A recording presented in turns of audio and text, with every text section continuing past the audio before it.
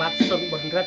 ចំណាត់ថ្នាក់ជ័យវិធីឆ្នាំ95ខ្ញុំសូមថ្លែងអំណរគុណចំពោះពុកម៉ែបងប្អូនតែអាណិតដល់ចំពោះលោកខ្ញុំបាទសូមអរគុណរឿងផិតរឿងក្បត់រៀមលើកតសឬចាប់ខ្លាំងជី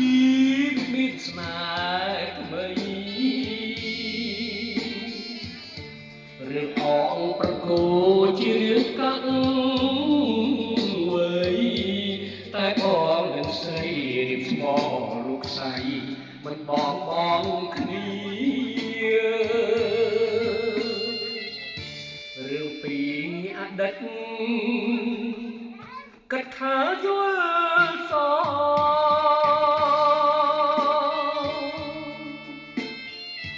ដល់ពពអាប់បិទបាំងសូរិយាថ្ងៃរៀងព្រៀងរៀងជើងមេឃភ្លឺថ្លារស្មីស្នេហាបំភ្លឺចិន្តារៀងនឹងចរណៃសោពីនេះមានបងអើ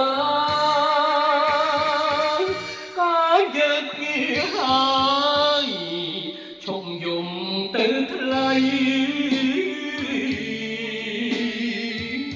ថ្ងៃបាំងរសៀលឺសំលេងរីដូចចង់រៀងស្រីបំពេលប្តីឲ្យគេងកាយផ្លូវរឿងច័ន្ទគោរពឈោកកនដាព្រៃ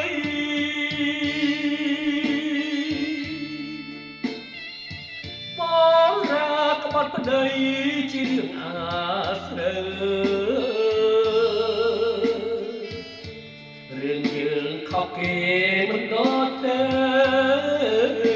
ពើបំភ្លេចចោលទៅ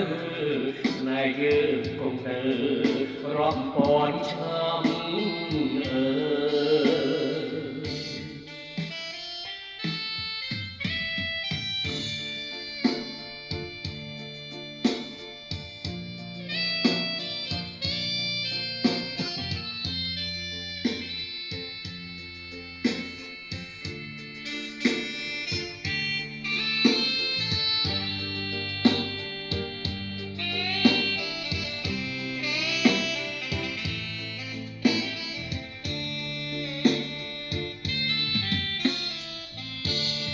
បងពីនេះមានបងអើក៏យើងពញាហើយឈប់យំទៅថ្លៃថ្ងៃបាំងរសៀលឬសំលេងរីដូនចង់រៀងស្រីបំពេលរូបប្តីឲ្យគេងកាយផ្លូវរឿងច័ន្ទគោរពឈោកកនដាព្រៃ